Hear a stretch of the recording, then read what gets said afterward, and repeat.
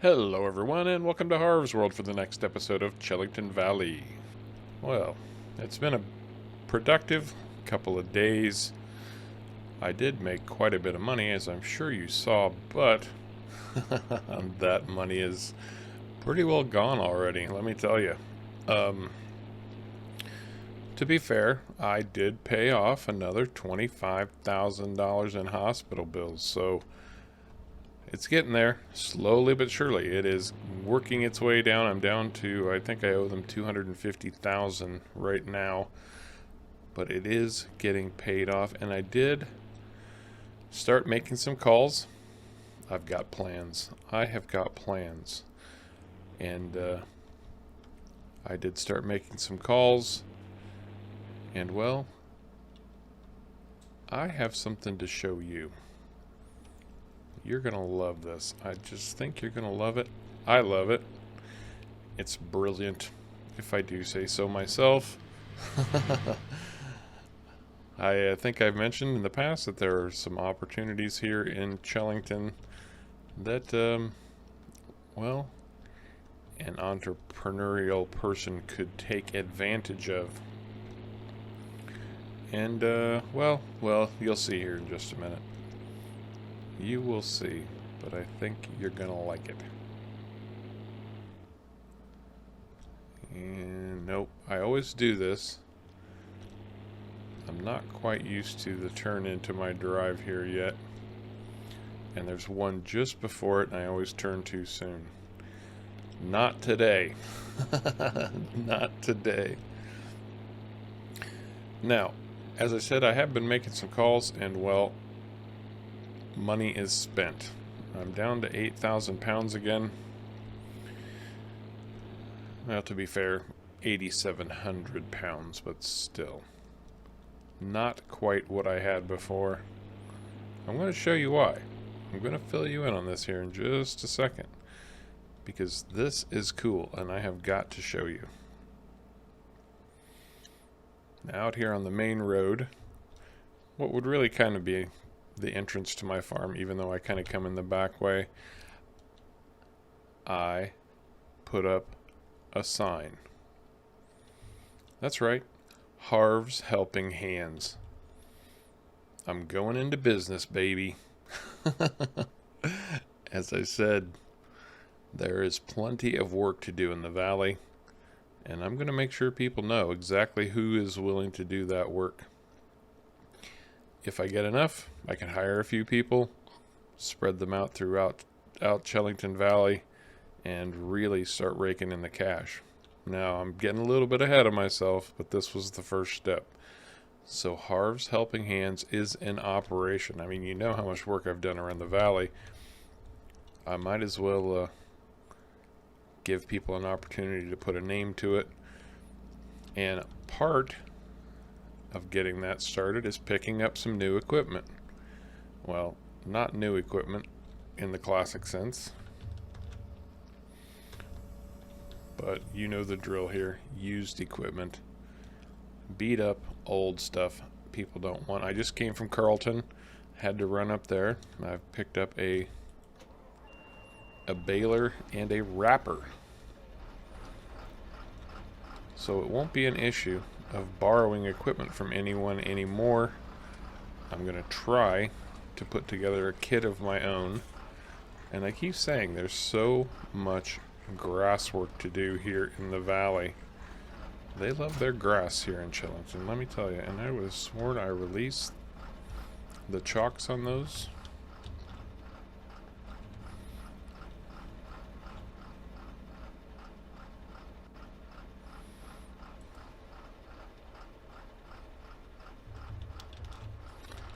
I see what the problem was. There we go.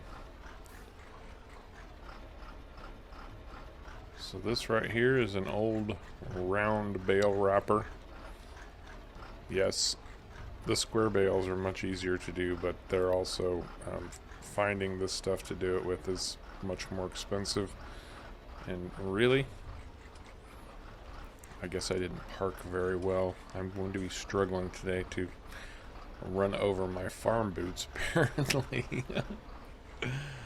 Oh well, life will go on.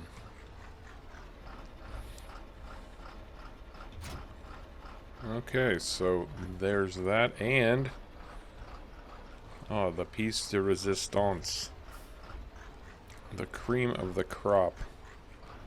This thing is an old beauty, let me tell you. A John Deere oversized baler. Brilliant. Now look how massive that thing is. But it's going to crank out round bales for me. There, that works better. I should have done that in the first place. And not only that, it makes oversized bales. It runs 7,500 liter bales. I don't know what they did to this to get it to work that way, but and maybe that's just the way this old thing was supposed to be to begin with. But it is a brilliant bit of kit, as my English brethren might say. Now, there's still more equipment out there. Oh, and yes, I did pick up a bale fork because, well, I think it's obvious that I would need a bale fork. Let me drop this trailer for just a minute. I don't want to run around with these bale forks on here just because they are a hazard. So I'm going to drop that off too. I'm going to grab this trailer, and I've discovered that it is just much easier when I'm running equipment, instead of using the truck, to just hook up this trailer to a tractor and do what I have to do, because frankly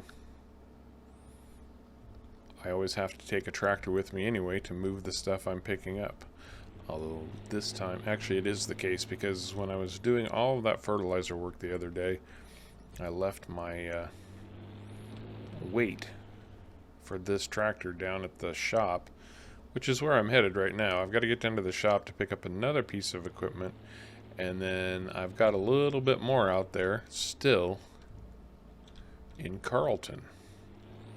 So, as I've mentioned from time to time, the shop does get trade-ins, used equipment, that sort of thing. And well, today is no exception. And they've hooked me up with something that's actually going to be helpful around my place, but not just around my place. My business, well, my business is going to be helping hands, and that means we're going to do anything we can do. And there's still an opportunity here to be taken advantage of. Another opportunity. Now this is going to be helpful not just on my farm. It's going to assist me in picking up jobs around the valley also. Smaller jobs, but still, you do the small jobs, and the big ones come rolling in, right? Got to keep that name out there. Harv's Helping Hands. Everybody needs to know Harv's Helping Hands. If you've got stuff that you need to get done, call Harv. He's got helping hands to take care of it. Right now it's just his own hands, but hey, you never know. You never know. This little beauty, John Deere riding mower. Now, this is an older model John Deere riding mower, but it still runs well. I was down here earlier, and I wonder. Why, yes, it will. And I kind of want to get over to the edge, because this thing is going to need fuel. They didn't fuel me up. They never do for some reason, which I don't necessarily understand. But this thing will come with all kinds of implements. I can order some other stuff that goes with this little tractor here. You'll notice on the back of it, well, this has its own grass catcher, but they didn't have that. Apparently didn't get traded in, but they had another one that they were willing to part with, so I picked that up as well. Hopefully this will all stay in place the way I want it to. Oh, well, look at that. Outstanding. Very good. Okay, we are up and running today. That's the wrong tractor, Harv. Oh, it's going to be one of those days. I can see it now. Okay, first thing I want to do is run down and get petrol for this thing. Be nice if I could buy that right here at the shop, but alas, that is not the case. I do, however, know where the petrol depot is, the petrol station, the whatever you want to call it. The petrol port. Yes, that's right.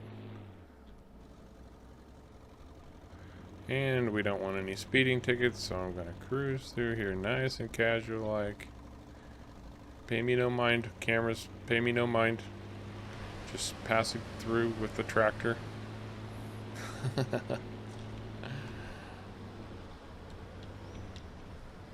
Now, some of you might be thinking, why are you putting money into this stuff when you could be building a farm and all of that? And to be fair,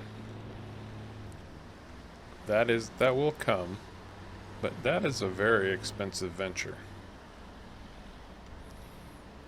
I would like to have my own farm, that sort of thing, but we'll just top off this tractor while we're here too. I hope I can get my little John Deere here close enough that I can just fill up right from the pump. Yes, yes I can. Oh, well, that didn't take much to fill up at all. Very good.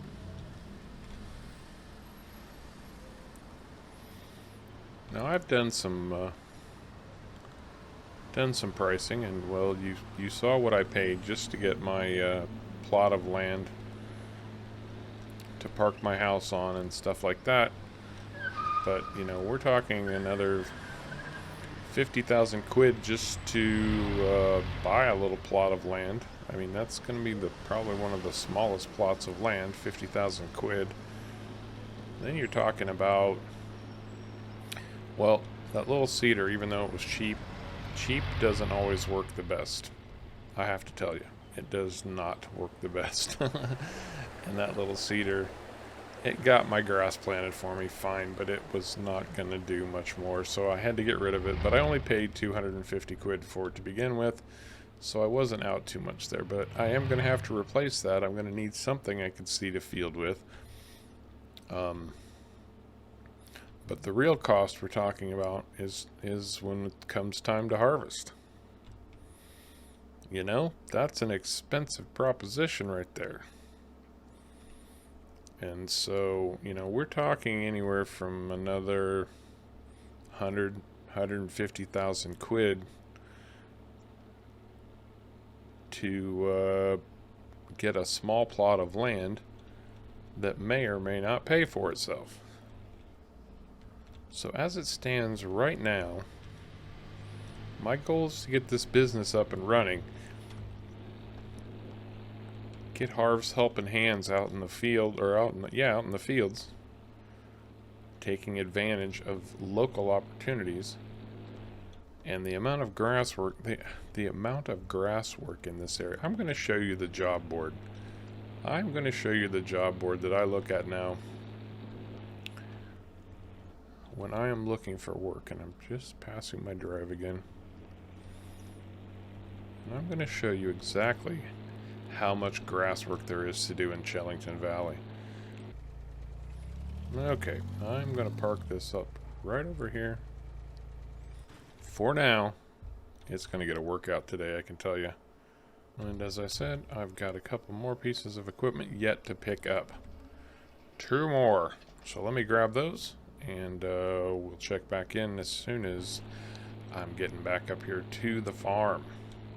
Well, the future farm. See you in a minute. Okay, that should do it for equipment for today. I think I have got everything now that I have purchased.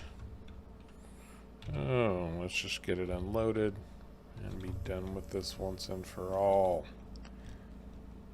I guess it doesn't matter. We'll just use this tractor. I need to drop this weight off anyway. And yeah, that last load was a little bit tight, but I managed to get it on the trailer. Now, one thing I'd like, it would be nice to sort out a way to set up and haul all of this equipment at the same time. I'm not sure that's going to be possible, at least not with what I have available at the moment.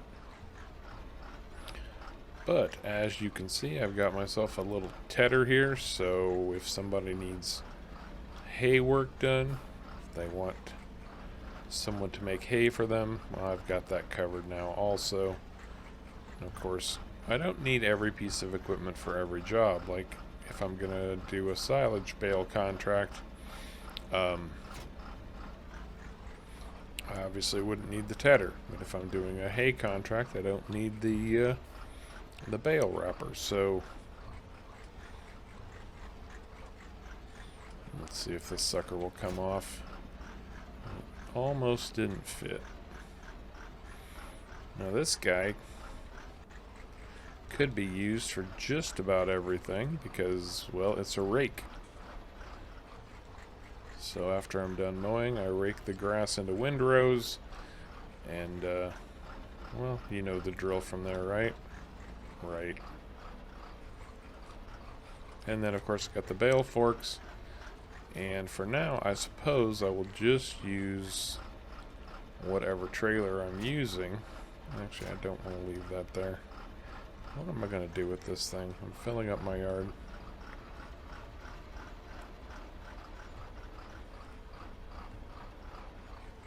Yeah, we'll just put it over here for right now. I should have just done that to begin with. Anyhow, that's going to be the plan. Harv's helping hands. Nice little lineup of starting equipment for a one-man band. But like I said, it might be possible in the future to expand that operation. Now what I'm really kind of intrigued by, and you know, I know you noticed, this yard isn't that big. I do have, you know, a tractor mower that I could be using, but I think for something this small, this is going to do the trick much, much better. I'm going to fire this mother up, drop the head down, make sure my grass collector is working. And let's see what we got here. Oh yeah, that's doing a nice job. Very nice. Ooh, it kicks up the dust though, doesn't it? Look at that. Wow. But it is mowing quite nicely, and better yet, it's not leaving any grass behind. Outstanding. Let's see if I can sneak through and around this tree without knocking my hat off. Oh yeah, nice little tight turn radius. Perfect. Outstanding. Boy, and this has created a lot of grass, let me tell you.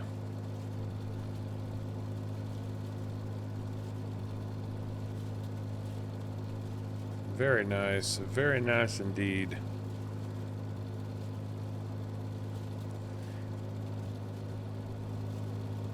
Now, you know, I was talking about the possibility of starting up my own farm, which I do intend to do. I really, that is kind of on the horizon, as I've said. I want to get back in that corner too. But again, it's gonna take some time. It's a huge financial outlay. Now with a little bit of luck, I can, you know, keep doing what I've been doing. Potentially.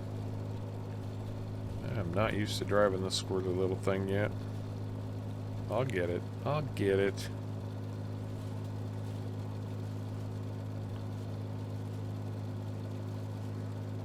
But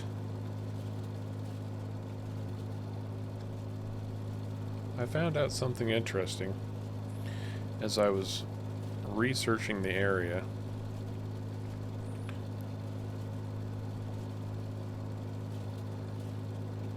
Now, as I understand it, and don't quote me on this because I don't know my English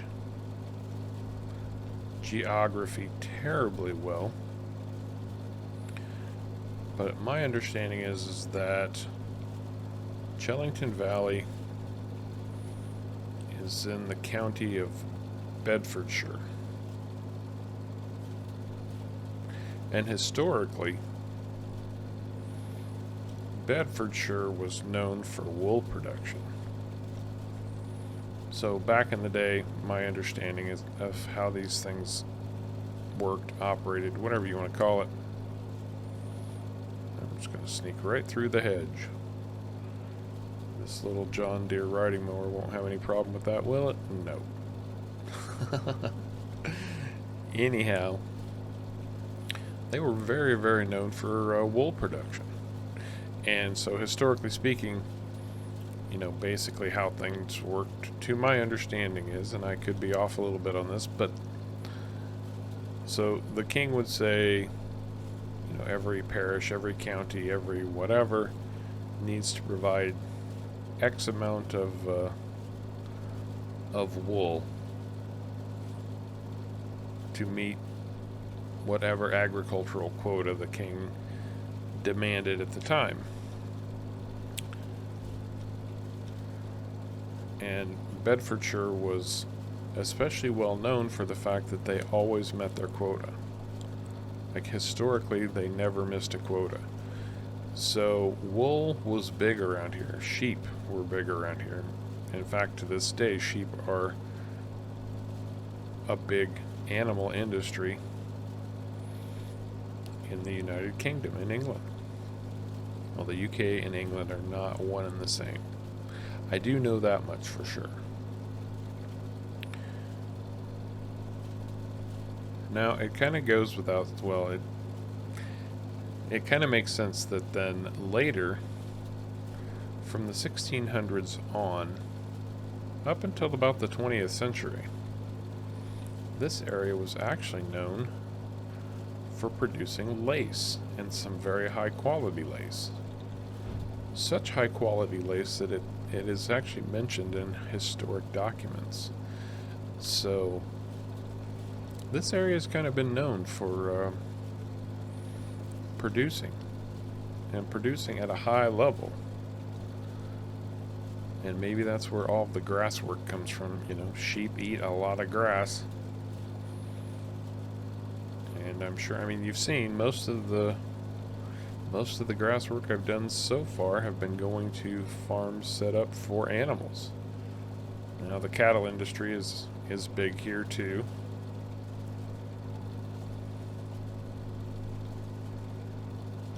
But sheep are definitely a primary concern. And so who knows? Maybe I'll take up the tradition and have a few sheep on the farm.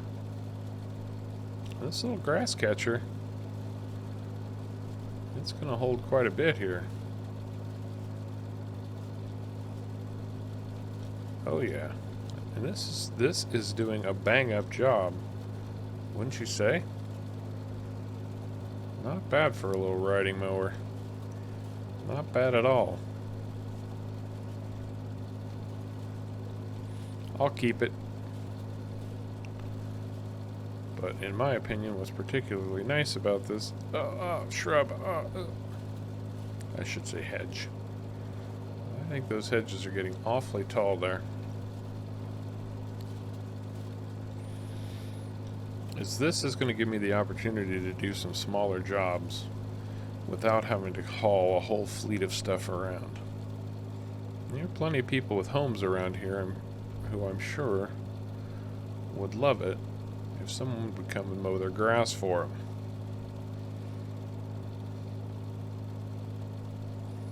Now the real trick here is going to be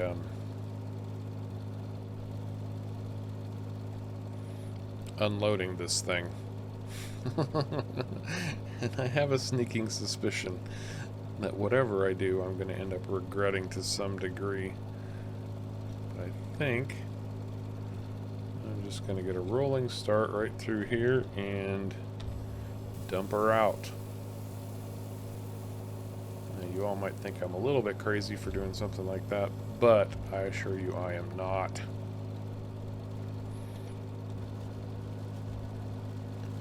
Get that grass catcher working one more time. There we go. There is a method to my madness, believe it or not. I'm only mostly certifiably insane.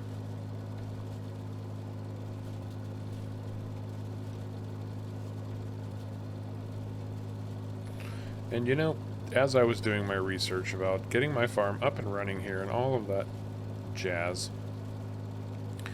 I found out a really interesting fact, at least interesting to me. And that is that I always thought Jethro Tull was just a really cool rock band. I really like Jethro Tull. Great music. Some of you might appreciate their music also. But as it turns out, Jethro Tull was a real person, and he is actually responsible for the advancement of world agriculture. And now this is around the turn of the century, 1700, mind you. Jethro was a farmer. He was a lot more than that, but he did spend quite a good bit of time farming. And I want to get that grass away from my house there. See, this is another issue. This is some hardy grass because it's already starting to grow back. And yep, that was inevitable, wasn't it? Yes, it was. So Jethro Tull, real guy, and very much responsible for the advancement of agriculture in the world. And why, you might ask, Harv? Well, I'll tell you why. Some of you may know already, but those of you out there who enjoy farming with direct drills, you know what I mean, you know what I'm talking about. Okay, I can't quite get the steering on this. I don't understand what's going on. It's too short. I'm used to bigger things, I think, at this point. Anyhow, those of you who enjoy your direct drills and you know exactly what I'm talking about, you know, seeders that will seed without having to run a cultivator first. Jethro Tull created the first drill around 1700. He thought that planting by hand was terribly inefficient, and he said we could do this a lot faster. And he created the direct drill.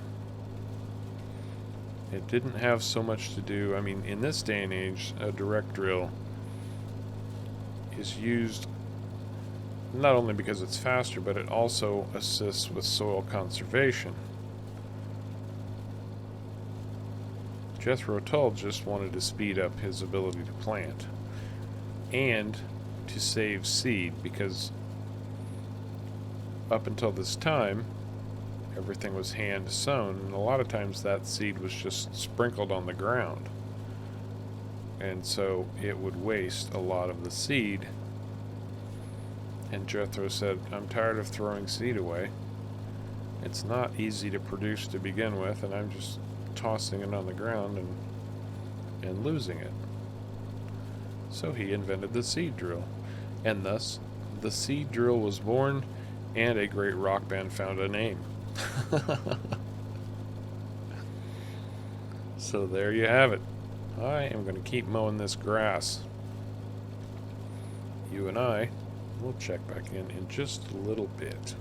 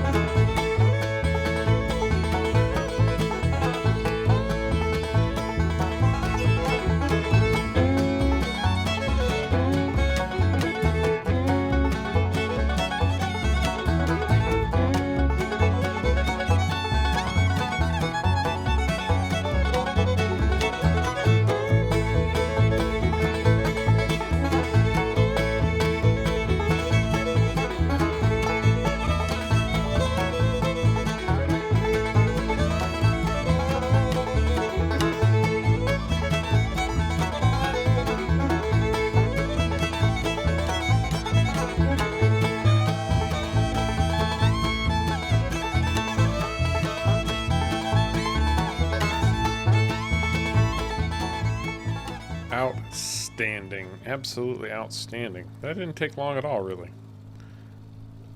Now the grass is mowed on my property for the first time.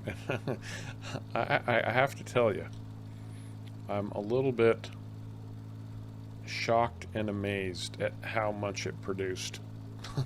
Look at this. Look at these piles of grass here. This will give you a little bit of perspective into Chellington and why they have so much bloody grass, because man, does this stuff flourish around here or what? Look at that. Now I know at this point you're going, Harv, why are you dumping all the grass right there? Well, I think some of you, I'm sure, have figured it out. Because I want to test out my new equipment. See what it's capable of. Now, I'm sure the Farmall would do this without any trouble whatsoever.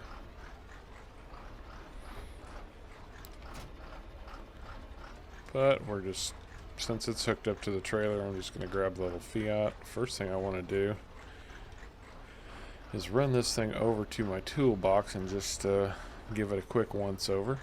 Make sure it's going to function and run appropriately. I should have done that to the little John Deere too, but that's neither here nor there. Well, looks like the little Fiat could use just a little bit of maintenance.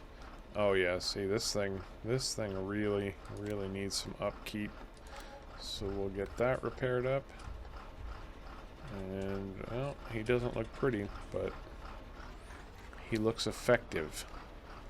And that's what's important right now. Look at that beast. Look how huge that is. I think we lose perspective on the size of this stuff sometimes. But man, that is a beast. Alright, let's see what we got here. Fire this bad boy up. Drop it down. Oh, the whole thing drops down. That's cool. And he should just start sucking up this grass. Oh yeah, no problem.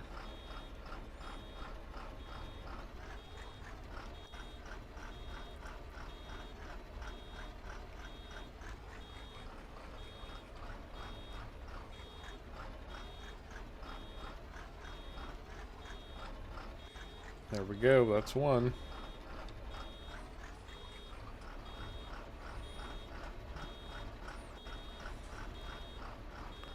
Intruder alert, intruder alert. Oh, it's gonna be a good, we'll just dump it right here. There we go. One lovely, perfectly baled grass. Or whatever you want to call it. Let's get some more, shall we? Because I think I unloaded 3 times, so there's no shortage of grass sitting here to make bales out of. And you know, it's not going to be a field's worth or anything, but it's going to be plenty. I would bet I get at least 3 bales out of this. And there we go again. That's 2.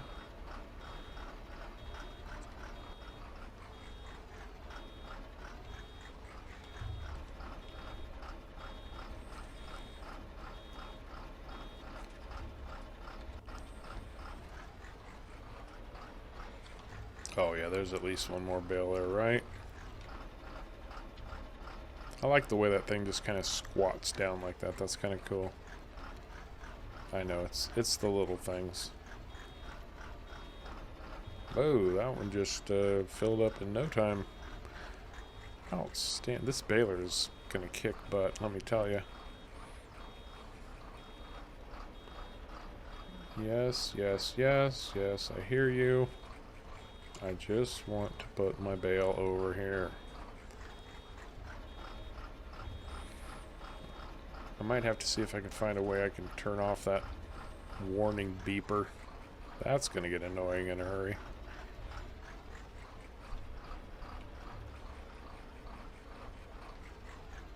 I don't think I've got enough grass for another one.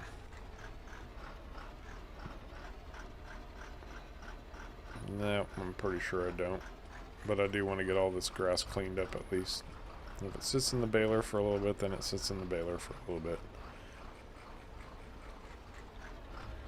Yeah, that's not nearly enough. That's okay. I am digging this baler. Apparently it's a bit of a John Deere day here on for Harv.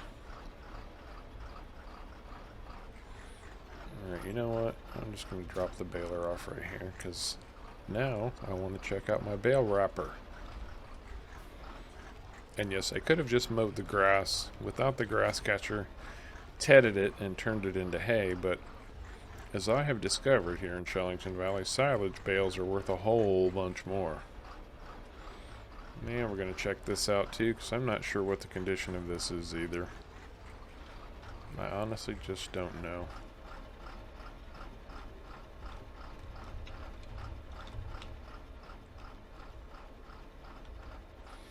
Oh yeah, that's in bad shape also. But luckily, we can fix it up without too much expense.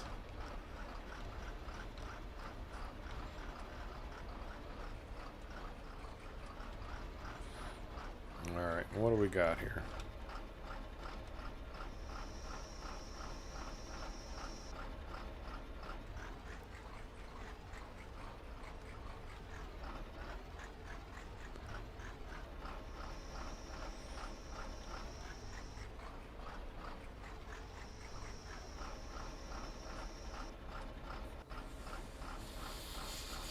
And away it goes.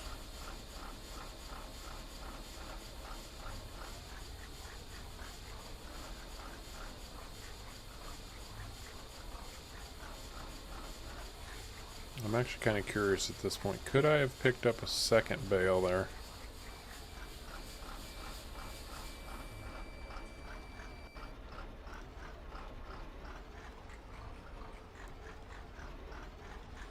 Nope, sure can't. Okay, good to know.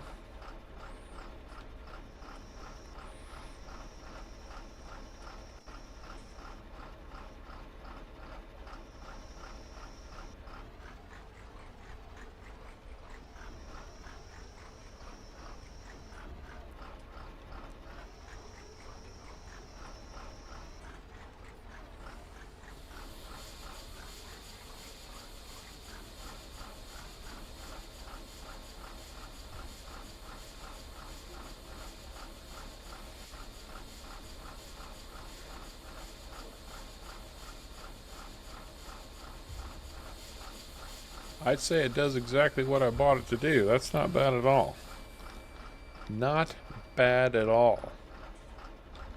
In fact, I think I like it. I like anything that works as intended.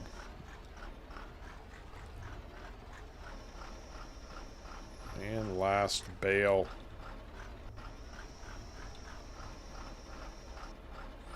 And while that's doing its thing, I just want to take a look at this real quick. That's 15,000, 22,500 liters. So these 3 bales are going to be the equivalent of 5 regular bales. So that John Deere baler is for the win. Let me tell you. Loving it.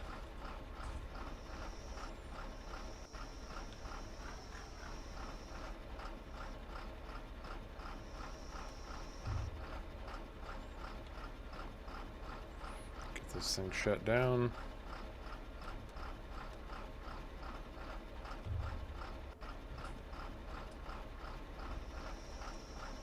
There it goes. It's a slow folder, let me tell you. When you shut it down, it doesn't exactly wrap itself up in a nice, neat little package. But, and I guess I should have just grabbed the Farmall because I need the front lifter on the Farmall, and I have a sneaking suspicion I'm gonna need the weight on the back, because I imagine these bales are pretty darn heavy.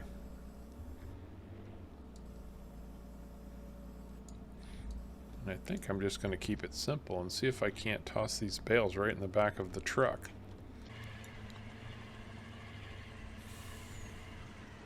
So it looked to me like the best price for silage was the biogas plant, which should be right back here. As you can see, the marker. I've got 3 bales. Let's see what we get.